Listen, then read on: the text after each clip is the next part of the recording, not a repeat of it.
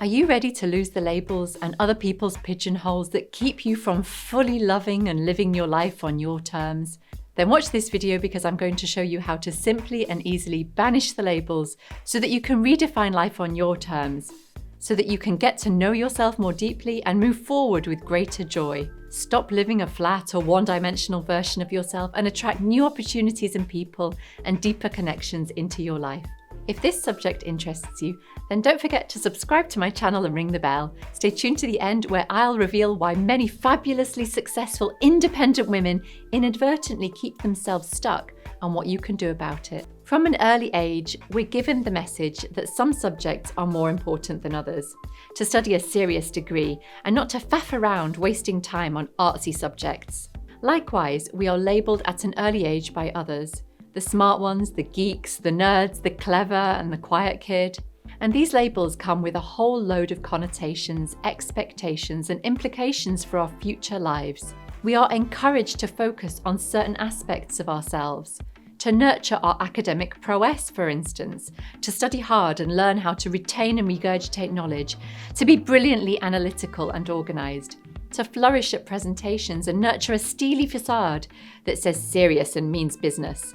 This pigeonholing continues into adulthood, the hot girl versus the geek, and even in innocuous-seeming quizzes on Instagram that I love, by the way. Are you a flats or heels kind of a girl? Can't we be both? If you're wondering how to bust through your labels, to start over with ease, then keep watching. By the end of this video, you'll have a simple strategy to unpigeonholing yourself to live a rich and fulfilled life. I'm Aleksandra Olenska, and I've worked as a creative director and stylist for luxury brands including Chanel, Celine and Vanessa Bruno, as well as magazines including Vogue and Harper's Bazaar. And I've been featured in international press including Forbes, Elle, The Sunday Times and The Independent. I now help directors and leaders in midlife and beyond to rebalance that work, busy lifestyle you've become accustomed to, because you know life's too short to stay in that career-driven comfort zone. I help you to redesign and restyle your life, especially at midlife with life-changing transitions such as the breakup of relationship, divorce, menopause, or turning 40 and beyond. From your home and your wardrobe to your mind and social life, I help you with your stylish next chapter to step into your best life, because I know you're ready to rock life again. Have you ever labelled yourself? At school, I never considered myself sporty due to a deep hatred of the cold and team sports. I was definitively in the quiet, intelligent girl category, by myself as much as others, even if I knew deep inside that I was also a dab hand with a paintbrush. I recall quivering and shivering in tiny shorts and a pale blue polo shirt of my convent school sports uniform in the deepest midwinter on the hockey field. I'd beg to be the goalie just so that I could wear the warming leg pads and helmets. It took me years as an adult to even go near a yoga studio or Pilates centre, so inbuilt was my belief that they weren't places for a non-sporty person such as myself. Sometimes we present a certain version of ourselves with certain people that we're with. Sometimes with our partner, for instance, we present only one version. Maybe with childhood friends, say, a slightly different version. But isn't it time to embrace all sides to ourselves, some of which may have been dormant for years? The power to explore different sides to yourself in and out of a relationship, so that you're not just presenting a specific version of yourself to your partner or to others, has the potential to profoundly enrich relationships to yourself and to others, and to drastically improve and change your life. It's time to get out of your comfort zone so that you don't end up as a flat or one-dimensional version of yourself. Do you have any labels that others have given to you, or that you may have given to yourself? Let me know in the comments below. And if you're ready to lose the labels and thrive, then put thrive in the comments. Certainly, COVID gave some people the opportunity to smash through these limiting beliefs and labels that block you from doing certain things for no reason. Remember the flour shortage because of the fact that suddenly people were experimenting with being bakers, for example, finding new labels for themselves. Maybe you have connotations with certain activities or labels, that gardening is old-fashioned or mumsy, for instance, and that this stops you from exploring potentially pleasurable pursuits that can enrich your life and bring out new fun sides to yourself. Confession corner, I always thought that Zumba was so not cool, A bunch of middle-aged mums badly dancing around a room. Ouch, the judgment, right? Yet when I was working in Shanghai for some Chinese magazines and celebrities, I wanted to find an exercise that I could follow that wasn't in Chinese. And so I pushed myself beyond my harsh judgments of labeling Zumba as uncool, not chic, and definitely not for me. And you know what? It's cheesy and embarrassing and fun, and I was definitely the oldest person in that room in Shanghai, and I loved every moment of it. How much fun! Post-COVID, it's a huge time of reevaluation and time to play again, to rediscover yourself, especially in times of transition, such as midlife, where all sorts of new labels can unexpectedly come. Becoming a widow, divorcee, a single household, a menopausal woman, for instance. It's time to stop hiding behind the labels, explore all sides of yourself, to find yourself again and thrive. It's time for you to create your own new beginning. And the best thing is, you're not starting from scratch. You can choose what to take forward. It's time to get to know yourself more deeply and get more enjoyment out of life, in and out of work. The thing is that when you hit midlife and beyond, ideas about life and priorities can profoundly change. And those labels, your strong, independent, academically high-achieving, intelligent career woman label, for example, can actually be incredibly detrimental to the rest of your life and the person you want to become. You know that time is precious.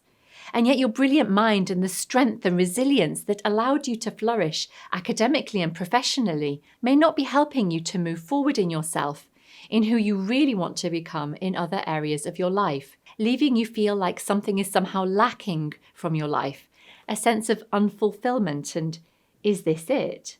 What about the life-loving, light-hearted, fun version of yourself? Have you nurtured that label recently? I know you're not ready to be done with sexy either, not in an Instagram girl kind of a way, but to feel that inner twinkle again. A joy for life and for yourself as much as anyone else, to be radiating deep, desirable self-assuredness from within, with a confident certainty and celebration of your age in and out of work. So what can we do about it? Firstly, acknowledge your labels, those that others give you and those that you give to yourself. Think about what labels you have, where they come from, and how they are serving you. Consider why you are holding on to your labels and if that's desirable. For example, maybe they do serve you in some way.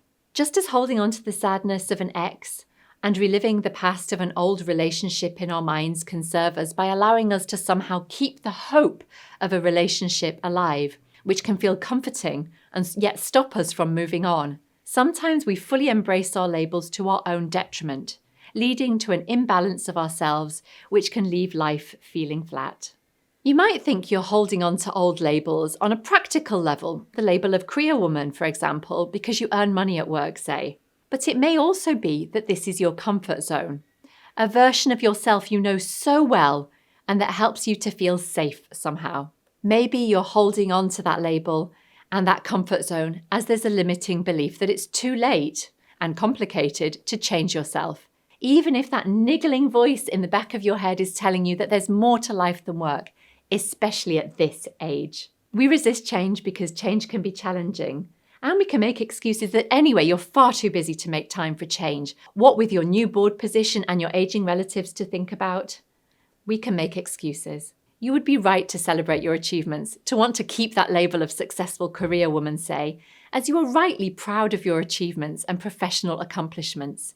Yet it's also important to explore imbalances and consider other alternative versions of ourselves that don't necessarily mean giving up on your professional achievements. Perhaps you're unwittingly holding yourself back from your next level style and your next level you because you don't know how to be outside of work, because you're scared to be visible outside of work, or just plain don't know how. Notice your resistance to change and know that for you to truly thrive, to look and feel sexy again, and dare I say it, feel younger and more relevant than ever, whilst accepting your beautiful midlife age, you must accept and explore all sides to yourself. You are your biggest and best asset in all of your multiple labels and gorgeous dimensions. Step 2. Banish labels and myths. And step 3. Reconstruct new belief systems and embody the next level you. This involves giving yourself permission to make yourself the priority. You are your own leading lady, and you are allowed to craft that vision exactly how you want in order to feel confidence and fulfillment beyond the bubble of work. and of course a more stylish and self-assured next-level version of you. This involves making self-care a priority, beyond the odd spa day or bubble bath and glass of Chablis. Self-care is fundamental to your self-preservation, happiness and future you. It's not a nice to have, it's a must have. And this involves really exploring different sides to yourself. It's about being open-minded, trying new things and new ways of being, even if you're not going to be successful in them. Losing that goal-oriented outcome apart from at work and embracing play is key to rediscovering new ways of being and a renewed joie de vivre. Try new hobbies, go to new places, and even rediscover that sense of play and curiosity of what you did as an 11-year-old you. What was that younger you happiest doing? Making collages in a scrapbook? Playing Nintendo or netball? Running through the bushes or climbing trees? Consider how you can reconnect to the younger version of you that is still within, even if it's still hiding.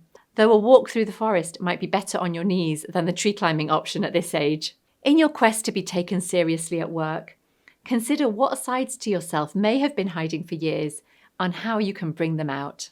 One of my most embarrassing memories of recent times is when I accidentally found myself in a hip-hop class in a pale pink ballet leotard with white tights. It had been scheduled at the usual time of my classical ballet workshop. I decided to give it a go because hey, I was there and all exercise is a good thing, right?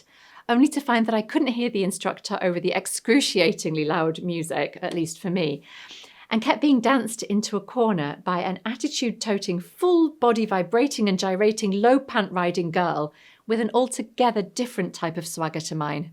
Embarrassing, yes, absolutely. But life-affirming and even secretly a little fun, you bet. So embrace your inner Elle Woods, aka Reese Witherspoon, a chihuahua-toting, pink-loving rom-com princess, and a leading media company owner and Hollywood producer of woman-centric film hits such as Wild, Gone Girl, and TV series Big Little Lies and The Morning Show.